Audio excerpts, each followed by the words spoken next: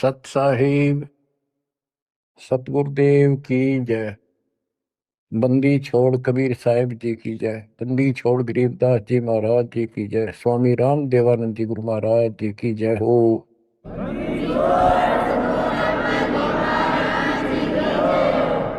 सर्व संतों की जय, सर्व भक्तों की जय, धर्मी पुरुषों की जय।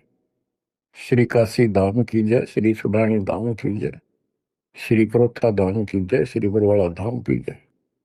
सत साहिब। कबीर दंडवतम गोविंद गुरु, बंधु अभिजन सोवे। पहले भये प्रणाम तन, नमो जोग हुए। कबीर गुरु को कीजय दंडवतम, कोटि कोटि प्रणाम। कीट न जाने भृंग को, यो गुरु कर ले आप समान।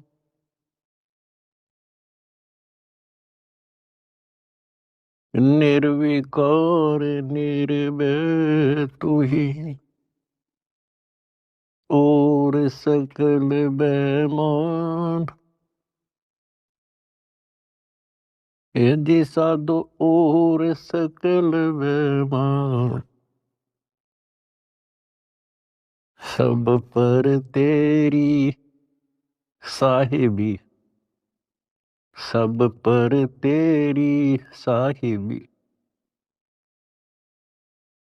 तुझ पर साहिब ना, निर्विकार निर्भय। परमपिता परमात्मा कबीर जी की असीम रजा से मेरे बच्चों, आपको अपने घर का ज्ञान हुआ। इस काल के लोक की व्यवस्था की जानकारी आपको हुई। आपकी किस्मत, आपका लक अजब गजब है मेरे बच्चों। इस बात को जो भी थोड़ी सी रुचि भगवान में रखता है अवश्य जानता है कि परमात्मा की साधना भक्ति अवश्य करनी चाहिए। इसका कारण क्या है? इसका कारण ये है कि हम ऐसे लोक में रहा करते थे जहां हमें कोई कष्ट नहीं था, किसी चीज का अभाव नहीं था, प्रत्येक सुविधा उपलब्ध थी। और जब से हम इस टटपुंजिया लोक में आए हैं, यहाँ पर सुख नाम की वस्तु नहीं, और हमारी आत्मा सुख वही चाहती है जो ये पहले छोड़ चुकी है। कुछ दिनों के बाद ही जब इसकी पूंजी समाप्त होगी, जो अपने पिता के घर से लेके आए थे हम, उसी समय हमारे ठोकर लगनी शुरू होगी थी। पहले इस काल भगवान ने आपको ऊपर रखा, ऊपर के लोकों में, क्योंकि पूंजी थी, पुण्य थे। उसके बाद नीचे पटका कि जाओ पल्लेदारी करो और खाओ, जीवो और मरो। कुछ ज्यादा कमाई हो जाए तो होटल में आ जाओ स्वर्ग में, यहाँ खाओ पियो, उसका चार्ज दो, खत्म हो जाए फिर 84 लाख योनियों में ठोक दो। आप देख रहे हो मेरे बच्चों, किसी पंथ ने देख लो, किसी धर्म में देख लो, सब जगह श्रद्धालुओं की भीड़ नो खचाखच भरी है। किसी मंदिर पर देख लो, किसी कुंभ के मेले पर देख लो, करोड़ों की संख्या में भटक रहे हैं उस परम पिता के बच्चे। अब हमें तो ज्ञान हो गया, हमारी तो आत्मा रोती है। बताए काल ने किसा जुल्म कर रखा है, बताओ के साधना चला रखी है। ईशान मोल जीवन और ऐसे भांग का भाड़ा जान लाग रहा। और सारे लोग यही मान रहे हैं कि हमारी भक्ति सही है। जब आप शिक्षित हो, शिक्षा का ये फायदा हुआ अपने को मेरे बच्चों, कि अगर समझना चाहो ना इंसान तो समझ सकता है। विशेषकर हिंदू समाज के लिए तो गोल्डन चांस है, क्योंकि ये अपने शास्त्रों को सही मानते हैं। वैसे तो सभी अब अपने ग्रंथों को सही मानते हैं, मुसलमान भी, ईसाई भी, सिख भी, सारे, जैनी भी। लेकिन जैसा तरतीब वाइज ज्ञान हिंदू शास्त्रों में है, विशेषकर गीता जी में, और वेदों का ज्ञान तो एक लंबा चौड़ा विस्तृत है, उसमें भी वो छुपी नहीं है वस्तु, साफ है, पर उसको देख नहीं सके, पहचान नहीं सके, जान नहीं सके। तो अपने जो ग्रंथ है हमारी, इनका मतलब क्या होता है? ये सिलेबस की बुक है, ये टेक्स्ट बुक है हमारी। अब जितने भी साधक हैं विशेष हिंदू धर्म के, तो हम देख ही रहे हैं, इन पुस्तकों को बहुत अच्छा मानते हैं, गीता, वेद को, पुराणों को, उपनिषद को, लेकिन साधना इसके अनुसार नहीं कर रहे। त्रुटि ये है। फिर इस सिलेबस की बुक का फायदा क्या? जो बच्चा सिलेबस से आउट पढ़ेगा तो कैसे पास होगा? वो तो सिर पटक लो। इनको ये पढ़ते हैं पर करते विपरीत है। जैसे अगर गीता जी में देखें हम, चौथे अध्याय के 25वें श्लोक से शुरू हो जाता है। अभी कोई तो भक्ति ऐसे करता है, कोई तो स्वाध्याय करता है, गीता का पाठ कर लिया या कोई और ग्रंथ वाणी पढ़ ली, गायत्री मंत्र कर लिया, जिसको गायत्री मंत्र कहते हैं। ये जरूर अध्याय 36 का मंत्र 3, उसका आगे ओम ला के। कोई योगा करते हैं, कोई तप करते हैं, कोई केवल श्वास, वो श्वास पे ध्यान रखते हैं, कोई समाधि लगाता है, कोई घोर तप करते हैं। और सभी अपनी अपनी साधनाओं को पाप नाशक जानते हैं, क्योंकि पाप नष्ट होंगे तभी तो भगवान मिलेगा, तभी तो हम निर्मल होंगे और साथ में भक्ति कमाई होगी। ये बता करके चौथे अध्याय के 32वें श्लोक में फिर कहा है कि इस प्रकार की, यानी जो सत साधना, धार्मिक अनुष्ठानों की यथार्थ जानकारी ब्रह्मणे मुखे, यानी सच्चिदानंद घन ब्रह्म के मुख कमल से उतरित वाणी के अंदर विस्तार से बताई है। और उनको जानने के बाद फिर तुम पापों से बिल्कुल मुक्ति प्राप्त कर लेगा, और पाप मुक्त हुए तो मोक्ष मिल गया।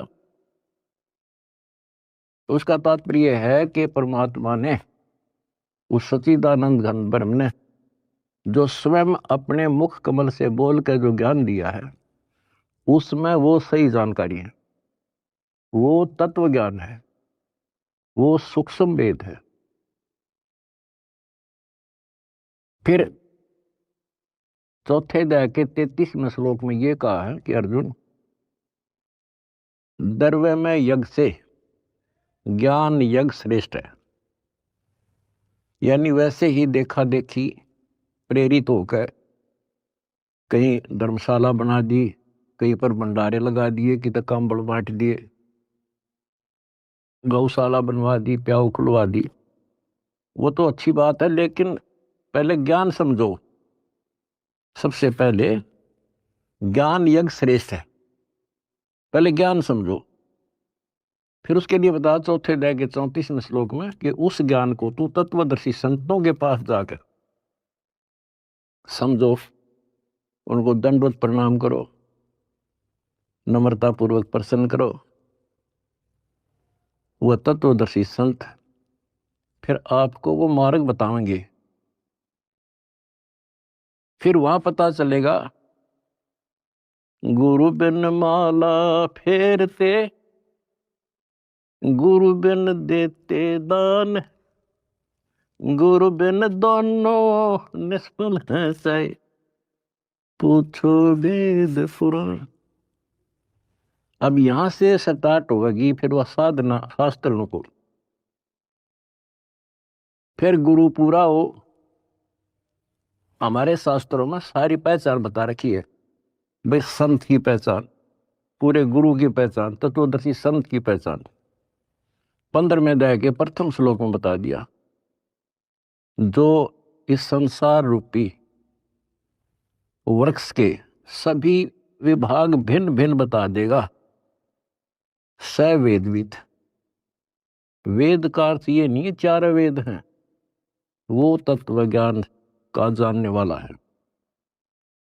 वेद का अर्थ ज्ञान होता है। सूक्ष्म भी वेद है, चार वेद हैं इस प्रकार। तो ये परमात्मा ने 600 साल पहले बच्चों सारा बता रखा था, लेकिन हम उनको एक अशिक्षित दुलाहा मानते रहे, उनकी लिखी बातों पर विश्वास नहीं हो पाया। और आज सारा इतिहास आपके सामने है।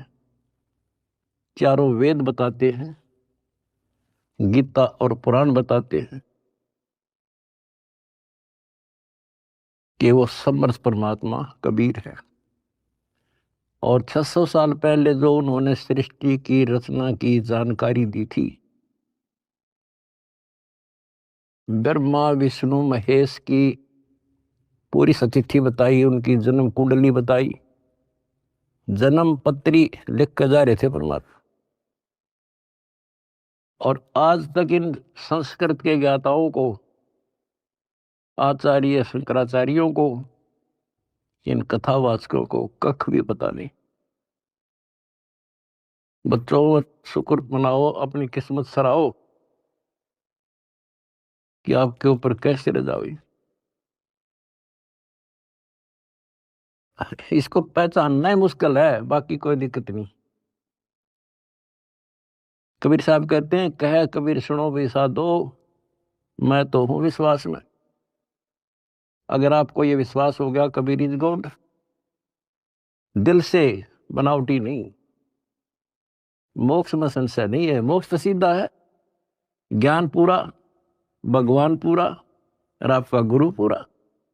मोक्ष में क्या दिक्कत रहेगी? यू राह ना मिला था, हमें पता ही नहीं था यू करें क्या, कहां से शुरू करें, कहां मरे, कित जावे बता इंसान।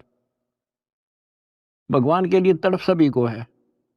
एक दिन किसी से सुन सुना कर या कोई प्रेरित होकर के भगवान के लिए निकलेगा, प्राणी रुक नहीं सकता। अब कहां मरे जाके, गड़ी गड़ी में ठग बैठे कथावाचक, बड़े बड़े मंडलेश्वर। अब कहीं ना कहीं तो जाकर गर्दन देनी पड़ती है। कहीं ना कहीं तो इन्हें सोचेगा कहीं से तो लो, कोई दीक्षा लो, कोई भक्ति करो, कोई राह मिला है। बता क्यों कर मिला रहा? बुद्धिमान हो आप खोजने लगो। कहाँ जाओगे? राधा स्वामी का जाओगे, वहां बहुत ज्यादा लोग आते हैं, या फलाना बापू, या ऐसे फलाने उसमें चलते मंडलेश्वर है, बड़ी कथावाचक है, या कित देही दाम पर धक्के खावांगे। कहीं भी तो राह नहीं बच्चों, कहीं पर भी तो नहीं।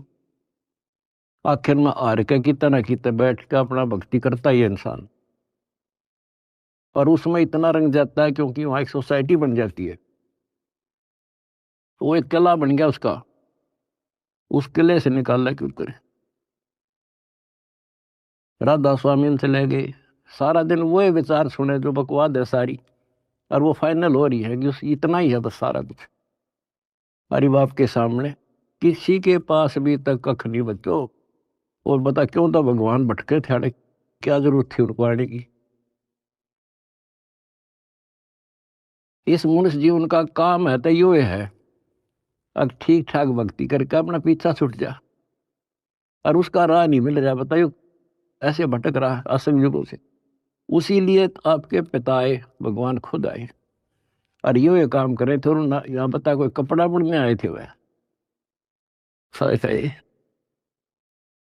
अगर उस टाइम वो ना आते तो आज हम कैसे पहचानते कि भगवान ऐसी लीला करता है, या पहचान बना गया अपनी, अपना परिचय दे गए वो 600 साल पहले कि गॉड कबीर। आज इन शास्त्रों से दास ने आपको पहचान करा दी। ले भाई भगवान ऐसा होता है, ये गुण लक्षण है किसमें? शास्त्रों बताए जो लक्षण जिसके ऊपर खरे, ही इज गॉड।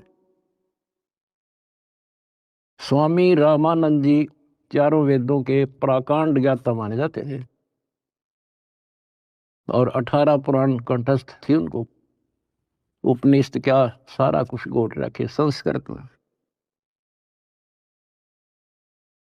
और समझदार को संकेत ही पर्याप्त होता है। स्वामी गुंडी खोल कर जब माला गल डारे, गरीब दास इस भजन को जान सके करतारे। जब रामानंद जी कर्म कांड कर रहे थे, पढ़ते थे पीछे, और परमात्मा ने कहा स्वामी जी ये गांठ खोल लो इसी धागे की और फिर बांध दो, मुकुट ना उतारना पड़ेगा, आपकी पूजा भी ठीक बच जाएगी। कहते डोडी पर्दा दूर कर लीला कंठ बुलाए, गरीब दास गुजरी बहुत जो बदन बदन मिलाए। एक तरफ तो हिंदू समाज, ब्राह्मण कुल और शूद्र का कपड़ा भी ना लगन दिया करते, दूर से बात कराया करते। और उस जोरी ने सीने का लगा लिया लाल। इसको कहते हैं वक्त पड़े सौदा करे, कोठे डारे ज्ञान बाढ़ में जाओ समाज से चिट्ठी। तो ये नुक्ते बनते हैं। फिर क्या कहते हैं जो दास आपको बताना चाहता है? स्वामी रामानंद जी ने कहा मन की पूजा तुम लखी, ये मुकुट माल परवेश, गरीब दास गति को लख, तेरा कौन वर्ण क्या भेष।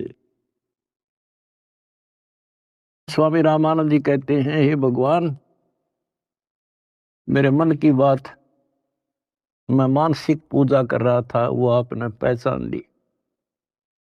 हे परमात्मा तने कैसे पहचाने इंसान, तो किस वर्ण में, किस जाति में और किस वेशभूषा में। मन की पूजा तुम लखी, ये मुकुट माल परवेश, गरीब दास गति को लख, तेरा क्या वर्ण क्या भेष। अब परमात्मा को पहचानना कठिन था। और रामानंद जी कहते हैं स्वामी जी बता तेरे को कैसे पहचाने इंसान, कैसे खड़े कहाँ बैठे। और फिर सतलोक दिखा कर लाए। उसके बाद कहा था दो उठोड़ है एक तू भया एक से दो, गरीब दास हम कारने तो आए हो मगदो। बोलत रामानंद जी सुनो कबीर करतार, गरीब दास सब रूप में तू ही बोलन हार। तेरे शक्ति के बिना जीव सांस नहीं ले सकता मालिक। आज मुझे आपका परिचय हो गया। तो बच्चों परमात्मा की खोज में निकलिए, राज त्यागिए, खूब कठिन तपस्याएं की, जैसा गुरु मिल गया कुर्बान हो गए, होना पड़ता है क्योंकि इसकी चाह सबको है। बात वही है, वस्तु कहाँ खोजे कहाँ, किस विद लागे हाथ, एक पलक में पाइयो बेदी लीजे साथ। तो बच्चों आपकी किस्मत न्यारी है, ये सत्कर मान लेना। इस मिट्टी का कोई भरोसा नहीं, इस सांस का चाहे कितना अफलातून पाक रहा हो, 1 मिनट में मर जा। और फिर क्या, फिर तो फिर ही है, यह तो हमारे आँखें का आगे पट्टी बांध रखी है, जब तक ठीक ठाक समझ रहता है इतना मतलब कोई जरूरत नहीं किसी की। थोड़ी सी कठिनाई आते हैं सब कुछ याद आ जाता है। तो परमात्मा कहते हैं दुख में सुमन सब करें सुख में करे ना कोई, और जय सुख में सुमन करे फिर दुख काहे को होए। तो ये पिछले संस्कार थे आपके प्रबल बच्चों। भगवान ने खोजा आपको, भगवान को ढूंढने से नहीं पाया किसी ने, उसने खुद ही खोजा अपने को। वेद गवाही देते हैं परमात्मा सतलोक में रहता है, वहां से चलकर आता है, अच्छी आत्माओं को मिलता है। जैसे बिजली अपने सने वाले स्थानों पर आती है, यानी जिनसे उसका लगाव होता है। और स्वयं परमात्मा कहते हैं